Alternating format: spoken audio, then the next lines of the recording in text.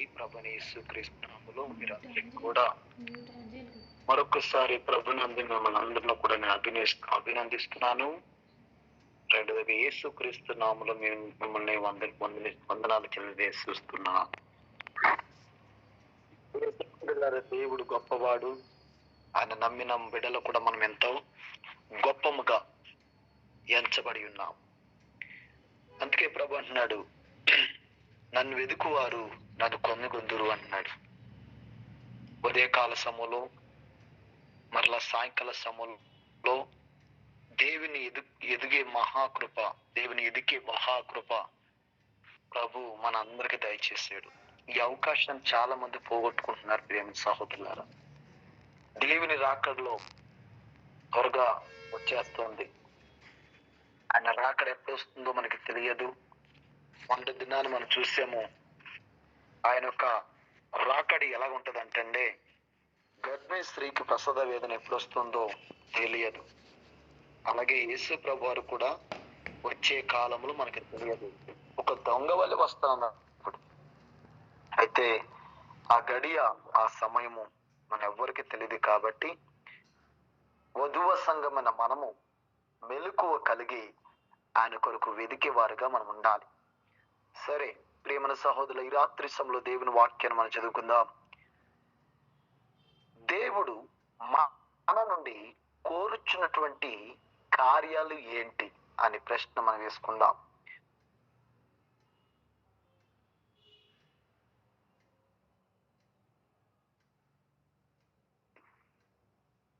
అనే విషయాన్ని మనం చూసినట్లయితే చూడండి, 2 పేతురు బైబిల్ గ్రంథం తెలుద్దామండి. 2 పేతురు రాసినటువంటి పత్రికలో 3వ అధ్యాయము 9వ వచనం చూద్దామండి.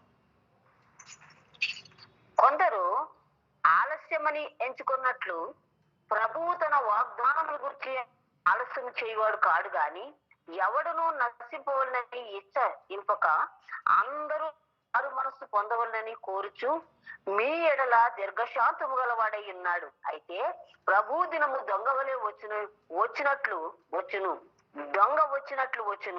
ఆ దినము చాలండి. ఓకే ప్రేమ సహోదరులు, ఇక్కడ దేవుడు మన ఎదుటి కోరుచున్నటువంటి ఆ కార్యాలు ఏంటి అని మొదటిగా మనం చూసినట్లయితే, అందరూ మారు మనసు పొందాలని కోరుచున్నాడంటండి. మారు మనసు అటువంటిది ఎప్పుడైతే మనం బాప్తిసం పొందామో మనము నూతనముగా మార్చబడాము, నూతనముగా దిద్దబడి ఉన్నాం. నూతన జన్మించినటువంటి శిశువు వలె మనం పోలి ఉన్నామంటండి. ఈనాడు మనం క్రైస్తవులు మనం చెప్తున్నాము కానీ ఇంకా ఈనాడు దేవుని బిడ్డలని చెప్పుకుంటున్నాము కానీ ఇంకా మన క్రియలు మారలేదు. ఈనాడు దేవుని ఆయన సంఘములో మేము కూడా ఒక సభ్యులేమనుకుంటున్నాము కానీ ఇంకా మన ఆలోచన మారలేదు, మన త్రోవలు మారలేదు, మన అలవాట్లు మారలేదు. ఇంకనూ కూడా మారు మనసు అనేటువంటిది మనం పొందలేదు. మారు మనసు నిజమైన మారు మనసు పొందంటే నీ శత్రువులు కూడా నువ్వు ప్రేమిస్తావు. ప్రియ సహోదరులారా, నిజమైన మారు మనసు పొందినట్లయితే నీ ఎదుటనున్న ఎవరైనాను కూడా నువ్వు హత్తుకుని జీవించేవాడుగా ఉంటావు. ప్రియ సహోదరులారా, అయితే నిజమైన మారు మనసు అన్నటువంటిది అది దేవుని యొద్ద నుండి వస్తున్నది కానీ అది మనుషుల ఎదుట దొరకదు, నీ స్నేహితుల ఎదుట దొరకదు, నీ బంధుమిత్రుల ఎదుట దొరకదు.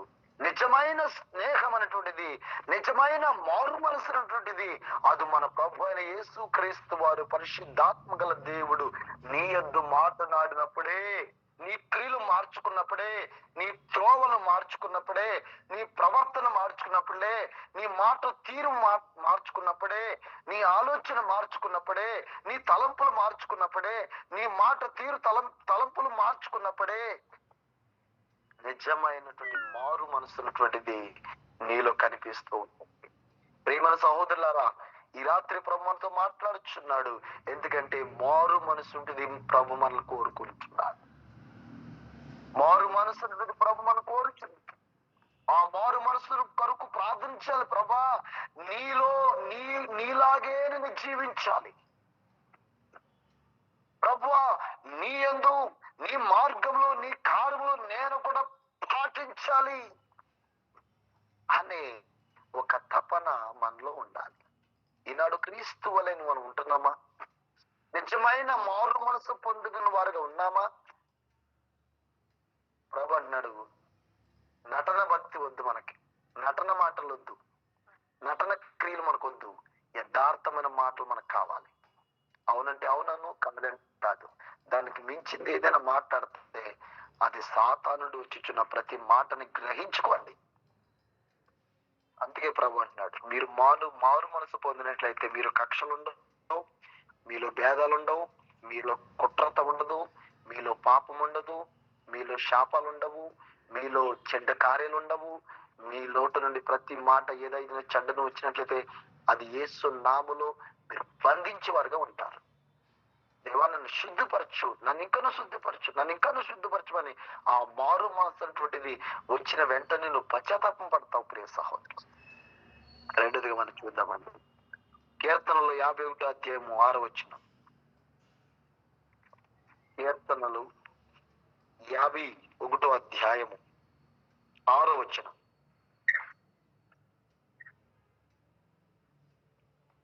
ಯಥಾರ್ಥ ಚಿತ್ತವೇ ನಿನಗೆ ಸಂತೋಷ, ಸುಜ್ಞಾನದ ರಹಸ್ಯಗಳನ್ನು ನನಗೆ ತಿಳಿಯಪಡಿಸು. ಹಿಸೋಪ್ಗಿಡದ ಬೆರಳಿನಿಂದ ನೀರನ್ನು ಚಿಮುಕಿಸಿ ಎಂಬಂತೆ ನನ್ನ ಅಶುದ್ಧಾತ್ಮವನ್ನು ತೆಗೆದು ಬಿಡು, ಆಗ ಶುದ್ಧನಾಗಿರುವೆ. ನನ್ನ అశుద్ధాత్మವನ್ನು తెగుదు హాకు. ఇక్కడ తెలుగు చదవండి. నీవు అంతరంగము కోరుచున్నావు, ఆంతర్యమున నాకు జ్ఞానం తెలియజేయదు. నేను పవిత్రుడు నన్నట్లు ఇష్టపడుతూ నా పాపములను పరిహరించు.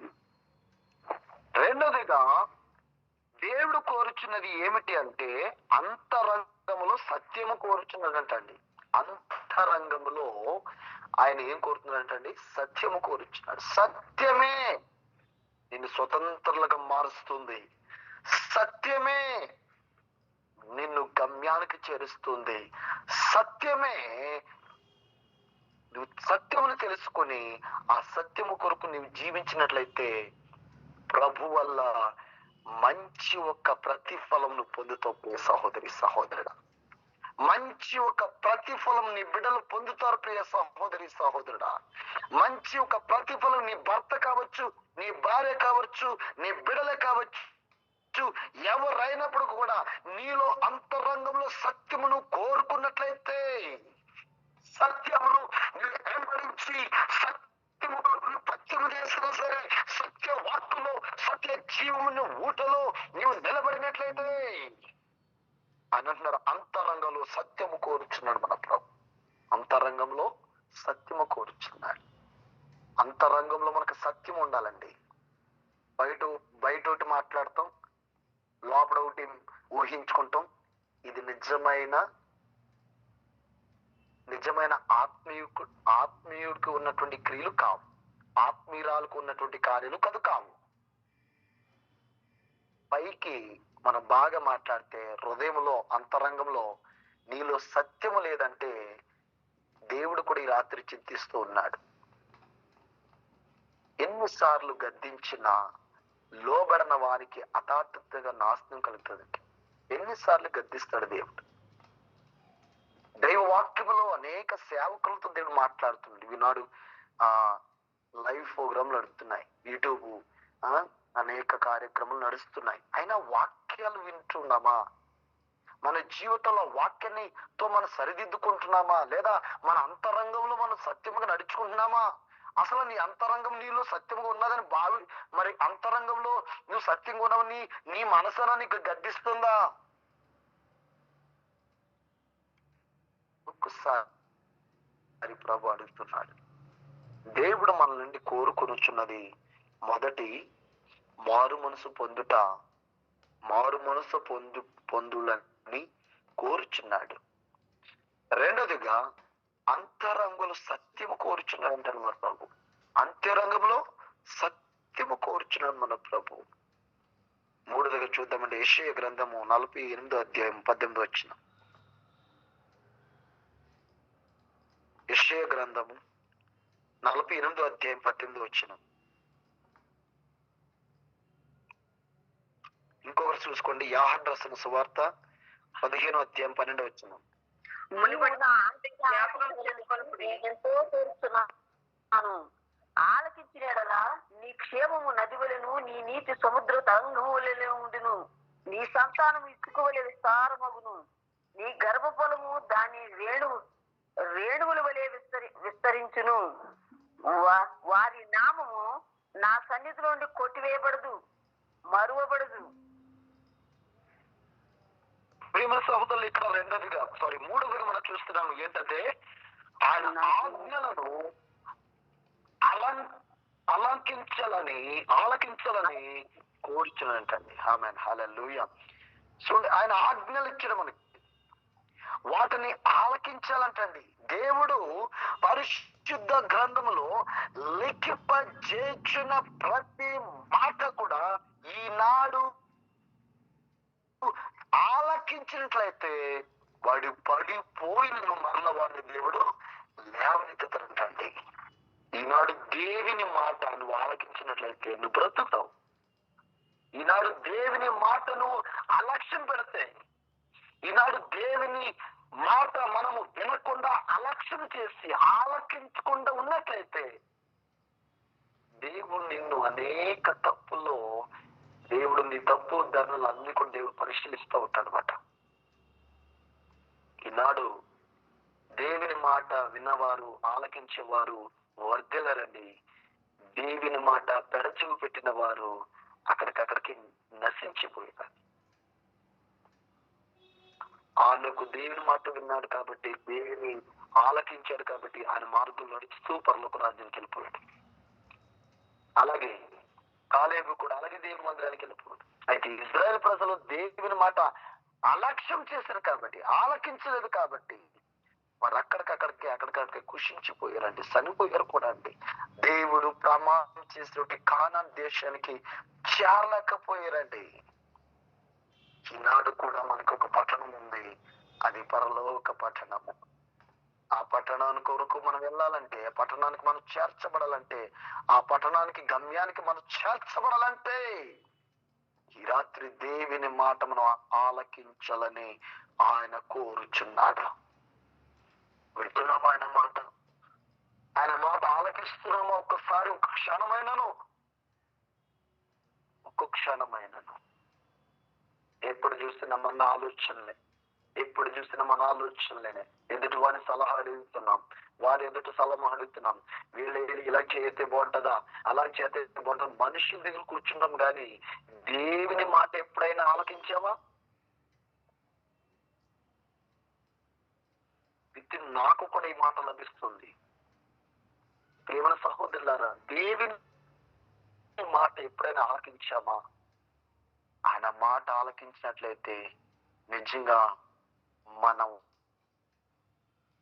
అద్భుతంగా నడుచబడతామంటండి. అద్భుతంగా మన కుటుంబాలు నడుస్తాయి, అద్భుతంగా మనం చేసే సేద్యాలు నడుస్తాయి, మనం అద్భుతంగా మనం చేసే వర్క్ లో దేవుడు మనకు తోడుకుంటాడు. ఈ రాత్రి ప్రశ్నించుకో, ఎస్ ప్రభా, ఇంతవరకునైనా నీ మాటల్లో మా నుండి కోరుచున్నటువంటి మాటలు ఏంటంటే ఉంటుండగా మారు మనసు పొందాలని మా ఎదుట నుండి నువ్వు కోరుచున్నావు. రెండోదిగా అంతరంగంలో సత్యమును కోరుచున్నావు. మూడోదిగా ఆజ్ఞలను ఆలకించాలనే నువ్వు కోరుచున్నావు తండ్రి. ఎంత గొప్ప దేవుడు అయ్యా! ఇటువంటి దేవుడు లోకంలో ఎవ్వరు లేరు ప్రభా. నీలాంటి దేవుడు లోకంలో ఎవ్వరు లేరు నాయన. మాలో సత్యము కోరుచున్నావు, నీ మాట ఆలకించాలని కోరుచున్నావు, మారు మనసు పొందాలని కోరుచున్నావు. ఇంకా ఇప్పటికైనా నువ్వు దేవా ఈ మూడు విషయంలో మాలో లేనట్లయితే మమ్మల్ని క్షమించండి దేవా. ఇక నుంచి అయినా చూడా నిజమైన మారు మనసు పొందుకుని నూతన సంవత్సరంలో దేవా మంచి మనసును పెట్టుకోవాలి. మంచి మనసుతో మారు మనసు కలిగిన ఆయన మా ప్రవర్తన మార్చుకోవాలి, మా క్రియలు మార్చుకోవాలి, మా నోటి మాటలు మార్చుకోవాలి, చెడ్డ తలంపులు మార్చుకోవాలి ఆయన, చెడ్డ క్రియలు మార్చుకోవాలి ప్రభా, అసూయ ద్వేషములు మార్చుకోవాలి దేవ. నిజమైన మారు మనసు అక్కడే ఉందని చెప్తున్నావు తండ్రి. రెండోదిగా నాయన అంతరంగంలో నువ్వు సత్యము కోరుచున్నావు తండ్రి. మూడోదిగా తండ్రి ఆజ్ఞలను ఆలకించమని కోరుచున్నావు తండ్రి. అవును దేవా, నువ్వు ఎన్నిసార్లు చెప్తున్న వాక్యాన్ని, ఎన్నో మార్గాలు మాకు తెలియజేస్తున్నావు. అయినప్పటికీ మేము తింటలేదేమో, అయినప్పటికీ నీ మాట మేము వింటలేదేమో దేవా. ఇప్పటికైనా నువ్వు దేవా నీ ఆజ్ఞలను గైకొని వారుగా, నీకు ఇష్టలుగా మేము ఆ ధన్యతను వాక్యం విన్న ప్రతి సహోదర సహోదరులకు కూడా నీ కృపలో పరిశుద్ధాత్మక దేవుడా మీరు సహాయకుడు ఉండండి. ఈ 3 విషయంలో కూడా పరిశుద్ధాత్మక దేవుడు మీరు మాకు సహాయకుడు ఉండండి. మీరు మాకు సహాయం చేయండి దేవా. రాత్రి సమయంలో ఎవరైతే నాన్న ప్రార్థన ఏకీవించారు నాయన, కుటుంబం బట్టి ప్రార్థిస్తున్నాను. పేరు పేరు చెప్పిన పురుషులను, స్త్రీలను, బాలబాలికలను, స్త్రీలను, యవనస్తులను దీవించండి ఆయన. ఎవరైతే బీపీ షుగర్లతో బాధపడుతున్నారో యేసు నామములో నార్మల్ దయచేయండి ప్రభా. ఎవరైతే ప్రభా అయ్యా కుటుంబాలు విడిపోనికి కారణంగా ఉన్నాయో ఆ కుటుంబాలు మీరు కట్టవలసిందిగా ప్రార్థిస్తున్నాం. ఎవరైతే రాత్రి బలహీనలుగా ఉన్నారు నాయన, చంటి బిడ్డలు నాయన, కడుపులో ఇన్ఫెక్షన్ అవి ప్రభా, అయ్యా ప్రభా బిడ్డను కూడా స్వస్థపరిచిన ఆయన. డాక్టర్ దగ్గరికి మళ్ళీ వెళ్ళినప్పుడు అన్ని రిపోర్ట్లు వేస్తున్నాము, నార్మల్ వచ్చింది కాక తండ్రి. ప్రార్థన కోరుచున్న ప్రతి బిడ్డలపై మీ హస్తం వచ్చి గొప్ప కార్యాలు, మేలు కార్యాలు మీరు జరిగించడం ప్రార్థిస్తాం.